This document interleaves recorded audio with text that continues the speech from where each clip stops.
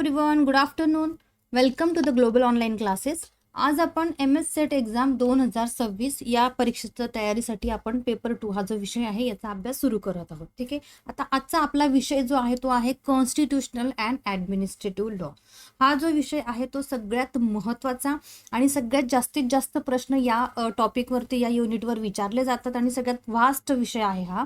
यामध्ये आपण हा विषय सुरू करण्याआधी आपला MS सेट एक्झाम 2026 जो आहे तुम्हाला एक्झाम प्रिपरेशन करण्यासाठी हा जो कम्प्लीट सिलेबस कोर्स आहे हा खूप युजफुल ठरणार आहे. त्यासाठी बघा, तुम्हाला जर हा कोर्स जॉईन करायचा असेल तर यामध्ये पेपर 2 लॉ हा आपला जो विषय आहे यासोबत तुम्हाला पेपर 1 म्हणजे जो आपला जनरल पेपर असतो तो हा विषय तुम्हाला कम्प्लीट फ्री मिळणार आहे. आपल्या या कम्प्लीट सिलेबस कोर्समध्ये तुम्हाला डेली लाईव्ह व्हिडिओ लेक्चर्स मिळणार आहेत. ठीक आहे. त्यासोबतच तुम्हाला रेकॉर्डेड लेक्चर्स हे तुमच्या ॲपमध्ये अवेलेबल असतील.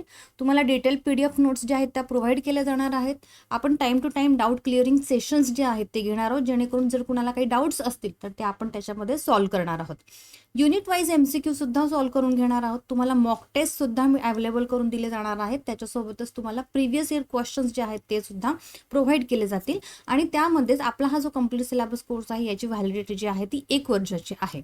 त्यासोबतच तुम्हाला सांगितल्याप्रमाणे पेपर 1 जो आहे तो हा विषय तुम्हाला कम्प्लीट फ्री मिळणार आहे.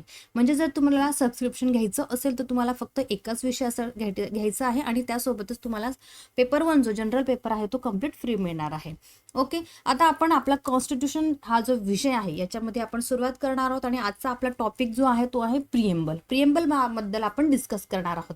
पण त्याआधी बघा, कॉन्स्टिट्यूशन जे आहे सगळ्यात जास्त प्रश्न विचारले जातात या हा जो आपला युनिट आहे त्याच्यावरती सगळ्यात जास्त प्रश्न विचारले जातात आणि त्यातल्या त्या प्रिएम्बल हा जो टॉपिक आहे, सब टॉपिक आहे त्यामधला, त्यावरही बरेच प्रश्न हे जे विचारले जातात.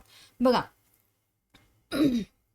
यामध्ये आपण आधी इंट्रोडक्शन घेऊया. कॉन्स्टिट्यूशन ऑफ इंडियाचं जे काही आहे आपण इंट्रोडक्शन घेऊया. यामध्ये बघा, constitution of India is not merely a legal document. तो फक्त एक लीगल डॉक्युमेंट नाही आहे, तर त्याच्यामध्ये काय आहे, हा जो विषय आहे तो supreme law of the land आहे. म्हणजे आपल्या भारतातला, इंडियामधला सगळ्यात सुप्रीम, सगळ्यात महत्त्वाचा बेसिक फाउंडेशन लीगल सिस्टीम ज्याला म्हटलं जाणार आहे ते काय आहे, ते आहे कॉन्स्टिट्यूशन ऑफ इंडिया, है ना. Foundation of the entire Indian legal system. त्याच्यासोबतच काय आहे, कोणतीही ब्रांच, म्हणजे आता बघा, कॉन्स्टिट्यूशन ऑफ इंडिया जो आहे एक महत्त्वाचा सगळ्यात बेस फाउंडेशन कायदा आहे आणि या कायद्याला धरूनच किंवा याला अनुसरूनच बाकीचे इतर कायदे जे आहेत, जसं की बघा, ॲडमिनिस्ट्रेटिव्ह लॉ आहे, क्रिमिनल लॉ आहे, सिव्हिल लॉ आहे, इतर जे प्रायव्हेट लॉज असतात, कॉन्ट्रॅक्ट आहे वगैरे, इतर जे कोणतेही कायदे असतील ते कोणताही कायदा असो भारतातला, प्रत्येक कायद्याला आपला हा जो कॉन्स्टिट्यूशन ऑफ इंडिया आहे याचे जे प्रोव्हिजन्स आहेत किंवा याचे जे कलम दिलेले आहेत याला अनुसरूनच कायदे बनवायचे असतात.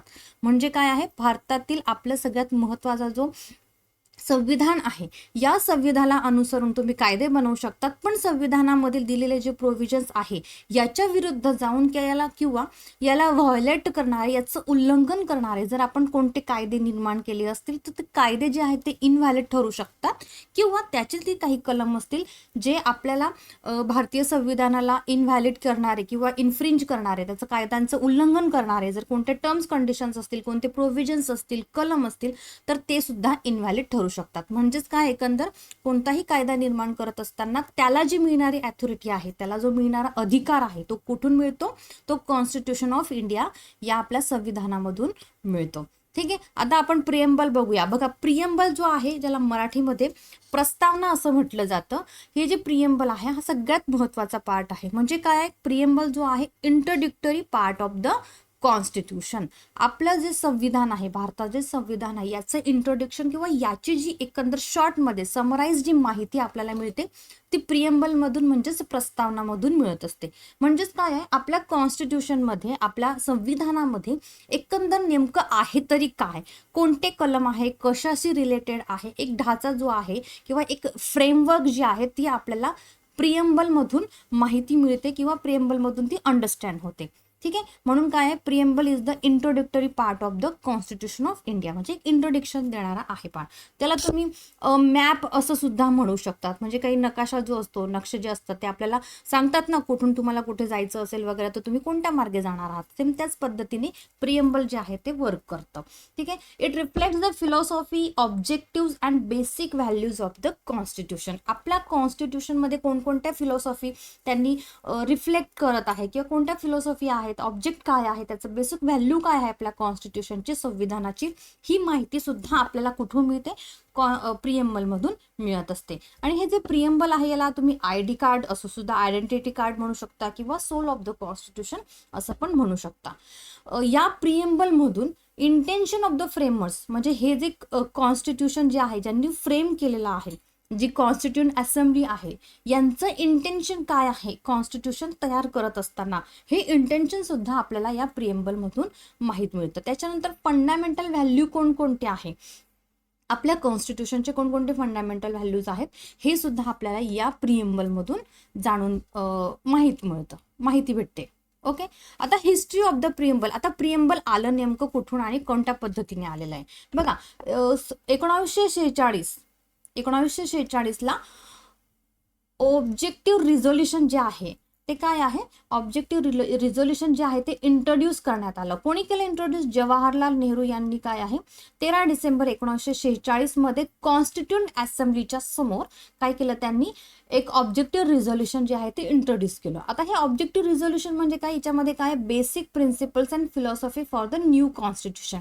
म्हणजे आपल्याला संविधान तयार करायचं, आपल्या भारताचं कॉन्स्टिट्यूशन तयार करायचं आहे, तर त्यासाठी आपलं कॉन्स्टिट्यूशन कसं असलं पाहिजे, संविधानामध्ये कोणते बेसिक प्रिन्सिपल्स असले पाहिजे किंवा आपण कोणत्या फिलॉसॉफीला सपोर्ट केला पाहिजे, याचा एक फ्रेमवर्क तुम्ही असं म्हणू शकता, किंवा एका पद्धतीचा ढाचा की आपलं कॉन्स्टिट्यूशन कसं असलं पाहिजे, असं एक रिझोल्युशन जे आहे ते रिझोल्युशन जवाहरलाल नेहरू यांनी 1946 मध्ये कॉन्स्टिट्यूंट असेंब्लीच्या समोर प्रेझेंट केलं. मग कॉन्स्टिट्यूंट असेंब्लीने 1946 ते 1949 या 3 वर्षाच्या काळामध्ये त्यांनी त्याच्याबद्दल डिस्कशन केलं. आणि याच्यानंतर लॉंग डिबेट नंतर काय केलं, डॉक्टर बाबासाहेब आंबेडकर आणि ड्राफ्टिंग कमिटी जी आहे यांनी याला फायनल फॉर्म मध्ये शेप केलं आणि याला ॲज अ प्रिएम्बल म्हणून अडॉप्ट करण्यात आलं. त्याच्यामध्ये बघा, याच्यामध्ये reflection of freedom struggle ideas, म्हणजे काय, ज्यांनी कोणी स्वातंत्र्य दिलेलं आहे वगैरे, फ्रीडम फायटर्स वगैरे जे आहे, यांच्या ज्या आयडियाज ज्या आहेत त्या रिफ्लेक्ट होतात. जसं जस्टिस, लिबर्टी, इक्वॅलिटी, फ्रॅटर्निटी, है ना, हे सगळं काय इंडियाज इंडिपेंडन्स मुवमेंट जे आहे इथून ते आपल्याला मिळालेलं आहे. त्यासोबतच इन्फ्लुएन्स ऑफ फॉरेन कॉन्स्टिट्यूशन, है ना, आपलं जे काही हे जे प्रिएम्बल आहे किंवा कॉन्स्टिट्यूशन बनवत असताना इतर जे फॉरेनचे जे कॉन्स्टिट्यूशन्स आहेत, फॉरेनचे जे काही कॉन्स्टिट्यूशन्स आहेत यांच्यापासून इन्फ्लुएन्स होऊन आपण काही पार्ट घेतलेला आहे. जसं की वी द पीपल आपण कुठून इन्स्पायर झालेले आहे, USA जे कॉन्स्टिट्यूशन आहे यामधून इन्स्पायर झालेले आहे. लिबर्टी, इक्वॅलिटी, फ्रॅटर्निटी या ज्या कन्सेप्ट आहेत, या कन्सेप्ट काय आपण फ्रेंच रिव्होल्युशन मधून काय आहे इन्फ्लुएन्स होऊन घेतलेला आहे, प्रभावित होऊन घेतलेल्या आहे. त्याच्यानंतर इतर ज्या काही डेमोक्रेटिक आयडियाज वगैरे जे आहेत ते इतर ग्लोबल कॉन्स्टिट्यूशनल डॉक्युमेंट्स वगैरे जे आहे यामधून घेण्यात आलेले आहे. 26 नोव्हेंबर 1949 मध्ये हे जे प्रिएम्बल आहे, है ना, adoption of the preamble, 26 November 1949 मध्ये adopted along with the constitution सोबतच प्रिएम्बल म्हणून त्याला अडॉप्ट करण्यात आलं. आणि आपलं जे कॉन्स्टिट्यूशन आहे ते 26 जानेवारी 1950 पासून एन्फोर्समेंट मध्ये घेण्यात आलेलं आहे. ओके. आता एक्झॅक्ट प्रिएम्बल मध्ये नेमकं काय वर्डिंग आहे किंवा त्याच्यामध्ये काय दिलेलं आहे बघा. We the people of India. We the people of India म्हणजे काय दिलेलं आहे याच्यामध्ये, we the people of India म्हणजे काय, आपण काय, sovereignty lies with the people, है ना. एक minute. We the people of India म्हणजे काय, sovereignty lies with the people म्हणजे काय, आपण लोकांनीच काय केलेलं आहे, आपल्यासाठी कॉन्स्टिट्यूशन निर्माण करत आहोत. आपण लोकांनी निर्माण केलेलं आहे. पार्लमेंट किंवा इतर कोणतीही गव्हर्नमेंट, कोणतीही रूलर बॉडी नाहीये, तर लोकांनी स्वतःसाठी. We the people of India. Okay. आपण भारतातले जे लोक आहेत ते. हॅव्हिंग सॉलोमनली रिझॉल्व टू म्हणजे काय आहे, तुम्ही सिरियसनेसपणाने कमिटमेंट करत आहात तुम्ही की आपण हे जे कॉन्स्टिट्यूशन जे आहे ते फ्रेम करत आहोत. Okay. To constitute India into, है ना, टू कॉन्स्टिट्यूट इंडिया इंटू म्हणजे भारतामध्ये आपण काय आहे याच्यामध्ये काय आहे रूपांतर, भारताचं जे रूपांतर आहे ते कशामध्ये करणार आहोत आपण, सॉव्हरीन सार्वभौमत्व, सोशलिस्ट समाजवादी, सेक्युलर धर्मनिरपेक्ष, डेमोक्रेटिक लोकशाही, रिपब्लिक म्हणजे प्रजासत्ताक. ओके, सॉव्हरीन सार्वभौमत्व याच्यामध्ये काय आहे, सॉव्हरीन म्हणजे काय, याच्यामध्ये कोणताही इंटरनल किंवा एक्सटर्नल कंट्रोल नसेल, म्हणजे भारताबाहेरचे इतर कोणी आपल्या देशावरती कंट्रोल करणार नाही. ओके, इंटरनल सुद्धा कोणताच कंट्रोल राहणार नाही. सोशलिस्ट म्हणजे काय आहे, समाजवादी. त्याच्यानंतर सेक्युलर म्हणजे धर्मनिरपेक्ष, म्हणजे कोणत्याही रिलिजनला पर्टिक्युलर असं महत्व नाहीये, all religions are equal. Democratic म्हणजे लोकशाही, म्हणजे लोकांचं राज्य आहे. आणि रिपब्लिक म्हणजे काय आहे, प्रजासत्ताक. ओके,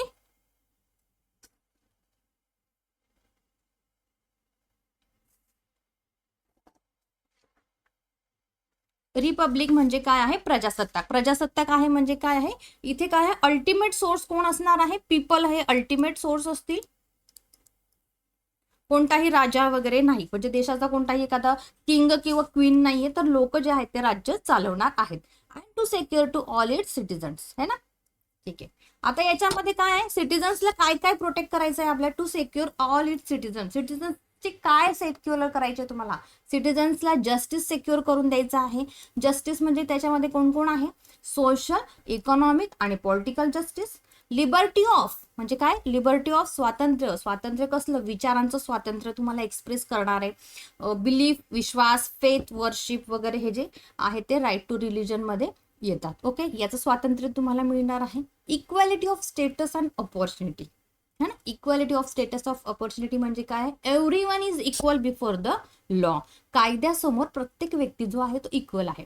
तो प्रेसिडेंट असू द्या, प्राईम मिनिस्टर असू द्या, किंवा एखादा शिपाई असू द्या, किंवा साफसफाई कर्मचारी असू द्या, प्रत्येक व्यक्ती जो आहे तो कायद्यासमोर इक्वल असणार आहे.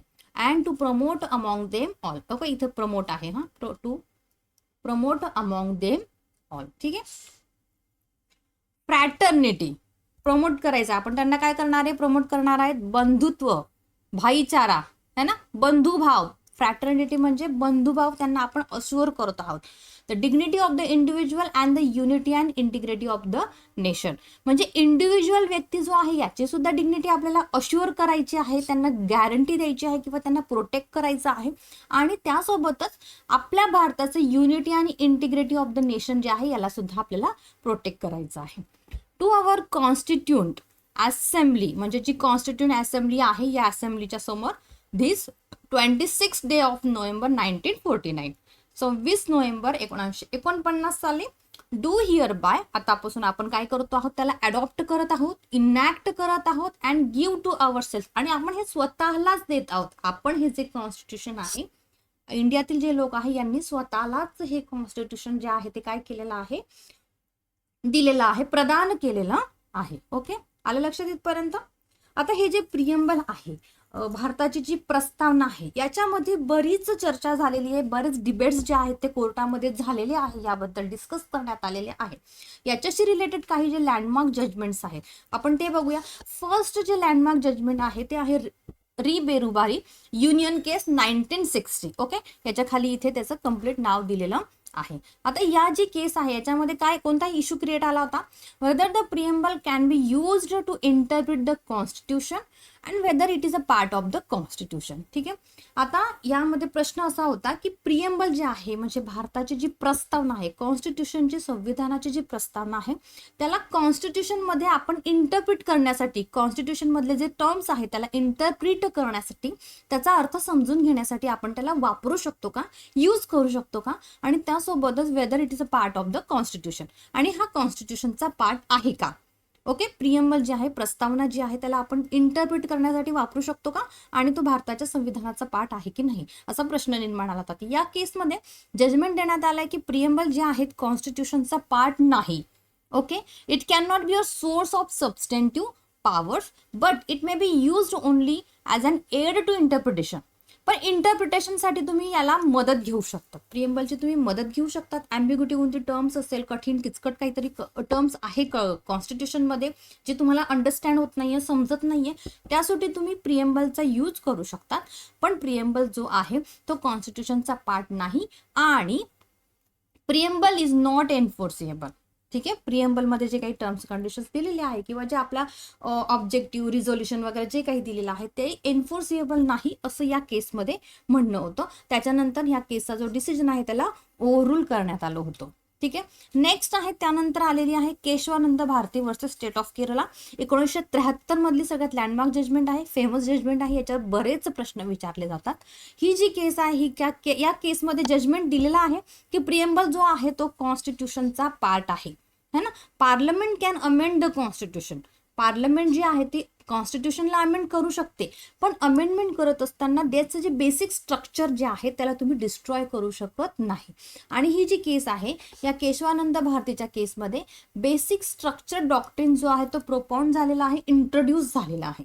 ठीक आहे, या केसमध्ये काय सांगितलं आहे की तुम्ही कॉन्स्टिट्यूशनमध्ये अमेंडमेंट करू शकतात, पण अमेंडमेंट करत असताना बेसिक जे स्ट्रक्चर आहे कॉन्स्टिट्यूशनचं याला तुम्ही डिस्ट्रॉय करू शकत नाही. आता बेसिक स्ट्रक्चरमध्ये काय आहे, सुप्रिमेसी ऑफ द कॉन्स्टिट्यूशन आहे, रिपब्लिकन आहे, डेमोक्रेटिक फॉर्म ऑफ गव्हर्नमेंट, आपण जे फीचर्स बघितलेले आहेत, सेक्युलरिझम आहे, सेपरेशन ऑफ पॉवर्स आहे, फेडरलिझम वगैरे, ह्या ज्या कन्सेप्ट ज्या आहे ह्या ज्या आहेत ते काय ते बेसिक फीचर्स आहेत, याला तुम्ही डिस्ट्रॉय करू शकत नाही. ठीक आहे, प्रिएम्बलमध्ये दिलेलं आहे आपल्या बेसिक फीचर्स वगैरे. Objective mention in the preamble, त्याच्यानंतर प्रिएम्बलमध्ये जे कोणते ऑब्जेक्टिव्ह मेन्शन केलेले आहे है ना, ते सुद्धा काय आहे, ते सुद्धा त्याचं काय बेसिक स्ट्रक्चर आहे. त्यानंतर इंदिरा नेहरू गांधी वर्सेस राजनारायण 1975ची केस आहे आणि यामध्ये काय दिलेलं आहे, यामध्ये त्यांनी डिक्लेरेशन केलेलं आहे की डेमोक्रेसी आणि फ्री अँड फेअर इलेक्शन हे काय आहे बेसिक स्ट्रक्चरचा एक पार्ट आहे. आणि यामध्ये असं सुद्धा सांगितलं की any law destroying the democratic values, कॉन्स्टिट्यूशनलच्या कोणत्याही ज्या डेमोक्रेटिक व्हॅल्यूज ज्या आहेत याला जर तुम्ही एखादा कायदा निर्माण करत असताना किंवा एखादा जर कायदा जो आहे तो या व्हॅल्यूजला डिस्ट्रॉय करत असेल तर तो जो कायदा आहे तो कसा ठरेल, तो अनकॉन्स्टिट्यूशनल ठरला जाणार आहे. ओके, नेक्स्ट केस आहे Minerva Mills Limited versus Union of India, 1980ची ही केस आहे. यामध्ये काय दिलेलं आहे, लिमिटेड पॉवर ऑफ अमेंडमेंट, अमेंडमेंटची जी पॉवर आहे त्याला लिमिटेड करण्यात आलेलं होतं. ठीक आहे, आणि हे सुद्धा काय एक बेसिक स्ट्रक्चरचा एक पार्ट आहे असं या केसमध्ये डिसिजन देण्यात आलेलं आहे. या केसमध्ये काय दिलेलं आहे, harmony and balance between the fundamental rights आणि डायरेक्टिव्ह प्रिन्सिपल्स. म्हणजे काय, फंडामेंटल राईट्स जो पार्ट 3 मध्ये सिटिझन्सला जे राईट देण्यात आलेले आहे आणि डायरेक्टिव्ह प्रिन्सिपल्स म्हणजे गव्हर्नमेंटसाठी जे डायरेक्शन्स देण्यात आलेले आहे याच्यामध्ये काय तुम्हाला बॅलन्स मेंटेन करायचा आहे, हार्मोनाइज करायचा आहे, यांच्यामध्ये व्यवस्थित ॲडजस्टमेंट करायची आहे. म्हणजे कोणी एक फंडामेंटल राईट्स जे आहेत ते याला खूप सारी व्हॅल्यू आहे आणि डायरेक्टिव्ह प्रिन्सिपल्सला नाही असं नाहीये. तर या सगळ्यांना बॅलन्स करणं हे खूप गरजेचं आहे. म्हणजे काय बघा, जस्टिस, लिबर्टी अँड इक्वॅलिटी काय आहे, ऑल मस्ट को एक्झिस्ट. सगळे काय हे तिघही गोष्टी ज्या आहेत त्या महत्त्वाच्या आहेत, एकमेकांना ते कम्प्लीट करत आहात, ते एकमेकांना तुम्ही ओव्हरराईड करू शकत नाही. या तिघही ज्या कन्सेप्ट आहेत त्या हजर असणं गरजेचं आहे. ठीक आहे, नेक्स्ट केस आहे SR. Bommai versus Union of India, 1994 सालची case आहे. या केसमध्ये काय दिलेलं आहे, सेक्युलरिझम जे आहे म्हणजे धर्मनिरपेक्ष जे आहे ते बेसिक स्ट्रक्चर आहे, बेसिक स्ट्रक्चरचा एक महत्त्वाचा पार्ट आहे. म्हणजे काय, स्टेट गव्हर्नमेंट जे आहे ते कोणत्याही एका सेक्युलरच्या विरुद्ध जाऊ शकत नाही. हा जो वर्ड आहे सेक्युलर वर्ड जो आहे तो 42nd कॉन्स्टिट्यूशनल अमेंडमेंट जी आहे त्यामध्ये ऍड करण्यात आलेली होती. नेक्स्ट केस आहे union of India versus LIC of India, 1995 सालची केस आहे आणि यामध्ये दिलेला आहे preamble can be use to interpret the ambiguous provisions of the constitution. म्हणजे कॉन्स्टिट्यूशन मधले कोणते कठीण ज्या टर्म्स वगैरे ज्या आहेत याला इंटरप्रिट करण्यासाठी तुम्ही प्रिएम्बलचा यूज करू शकता. ठीक आहे, आता यानंतर बरेच जे अमेंडमेंट्स वगैरे झालेले आहेत, बरेच केस लॉ जे आहेत ते प्रिएम्बलशी रिलेटेड बऱ्याच केसेस ज्या आहेत होऊन गेलेल्या आहेत. त्याच्यानंतर असा पण प्रश्न विचारला जातो तुमच्या नेटच्या किंवा सेटच्या एक्झामला, can the preamble be amended, preamble जो आहे तो अमेंडमेंट होऊ शकते का त्याच्यामध्ये. This issue mainly arose because the preamble reflects the basic philosophy and ideals of the Constitution of India. हा प्रश्न काय निर्माण झालेला आहे, कारण काय प्रिएम्बल मध्ये काय आहे बेसिक फिलॉसॉफी आणि कॉन्स्टिट्यूशनच्या कोणकोणत्या आयडिया ह्या रिफ्लेक्ट करतात, ह्या प्रेझेंट करतात. आता केशवानंद भारती ही जी केस आहे ओके. केशवानंद भारती ही जी केस आहे यामध्ये काय आहे, पूर्ण चेंज झाले. बेरुबारी जी केस होती याच्यामध्ये दिलेलं होतं की प्रिएम्बल हा कॉन्स्टिट्यूशनचा पार्ट नाहीये, तुम्ही अमेंड करू शकत नाही. पण केशवानंद भारतीची जी केस आली, म्हणजे केशवानंद भारती केस येण्याआधी काय होतं, प्रिएम्बल हा कॉन्स्टिट्यूशनचा पार्ट नाही. मग केशवानंद भारतीची केस आली, यामध्ये काय म्हटलंय, याच्यामध्ये म्हटलंय की प्रिएम्बल जे आहे ते कॉन्स्टिट्यूशनचा पार्ट आहे. पार्लमेंट जे आहे, parliament can amend the preamble, parliament प्रिएम्बलला अमेंड करू शकते आर्टिकल 368 प्रमाणे. पण काय आहे, अमेंडमेंट करत असताना काय, पार्लमेंट जो आहे तो बेसिक स्ट्रक्चर डॉक्ट्रिन जो आहे याला तो डिस्ट्रॉय करू शकत नाही किंवा तो डॅमेज करू शकणार नाही. Parliament can change the words in preamble, ते वर्ड्स चेंज करू शकतात पण त्याला रिमूव्ह करू शकत नाही. बेसिक स्ट्रक्चर जे आहे, जे फीचर्स जे आहे त्याला तुम्ही डिस्ट्रॉय करू शकत नाही किंवा त्याला तुम्ही डॅमेज करू शकत नाही. आता त्यानंतर काय झालं, केशवानंद भारतीच्या केस नंतर 42nd कॉन्स्टिट्युशनल अमेंडमेंट झाली आणि या कॉन्स्टिट्युशनल अमेंडमेंटमध्ये 3 वर्ड्स जे आहेत ते ऍड करण्यात आलेले आहे. सोशलिस्ट म्हणजे समाजवादी, सेक्युलर म्हणजे धर्मनिरपेक्ष आणि unity and integrity of the nation. ठीक आहे. आतापर्यंत प्रिएम्बलमध्ये फक्त एक वेळा अमेंडमेंट झालेली आहे 1976 साली. आणि ह्या ज्या हे जे 3 वर्ड्स आहेत है ना, यांना काय ऍड करण्यात आले, पण याच्यामुळे कोणतंही बेसिक स्ट्रक्चर जे आहे ते डिस्ट्रॉय झालेलं नाहीये, पण कॉन्स्टिट्यूशनची किंवा प्रिएम्बलची स्ट्रेंथ जी आहे ती वाढलेली आहे. त्याच्यानंतर केशवानंद भारतीच्या केस नंतर काय झालं बघा, या केस नंतर 1976 मधलं जे आपलं अमेंडमेंट झाली. त्यानंतर Minerva Mills Limited versus Union of India या केसमध्ये काय आहे, लिमिटेड पॉवर ऑफ अमेंडमेंट जे आहे बेसिक फीचर म्हणून त्याला रिअफर्म करण्यात आलं. त्याच्यानंतर SR Bommai versus Union of इंडियामध्ये काय, सेक्युलरिझम जे आहे याला डिक्लेअर करण्यात आला as a basic feature of the constitution. Okay. ह्या ज्या केसेस आहे प्रिएम्बलशी रिलेटेड ज्या सगळ्यात महत्त्वाच्या आणि लँडमार्क केसेस ज्या आहेत त्या आपण डिस्कस केलेल्या आहेत. याचप्रमाणे आपण अजून नवीन वेगवेगळे टॉपिक्स जे आहेत ते डिस्कस करणार आहोत आणि आपला हा जो कम्प्लीट सिलेबस कोर्स आहे याच्यामध्ये एकदम डिटेल डिस्कशन जे आहे ते आपण घेणार आहोत, ज्याच्यामध्ये तुम्हाला लँडमार्क जजमेंट्स असणार आहेत, MCQ आपण सॉल्व्ह करणार आहोत आणि त्यासोबतच डिटेल एक्सप्लेनेशन आपलं जे प्रोव्हिजन्स आहे कॉन्स्टिट्यूशनचे कलम वगैरे आहेत याचं डिटेल एक्सप्लेनेशन आपण सोप्या भाषेत घेणार आहोत. सो तुम्हाला जर हा कोर्स जॉईन करायचा असेल तर तुम्हाला इथे कॉन्टॅक्ट नंबर दिलेला आहे, याच्यावर तुम्ही कॉन्टॅक्ट करू शकतात किंवा व्हॉट्सअप करू शकतात. ओके. आणि ॲप सुद्धा डाउनलोड करू शकतात. ओके. ठीक आहे, चालेल. Thank you so much.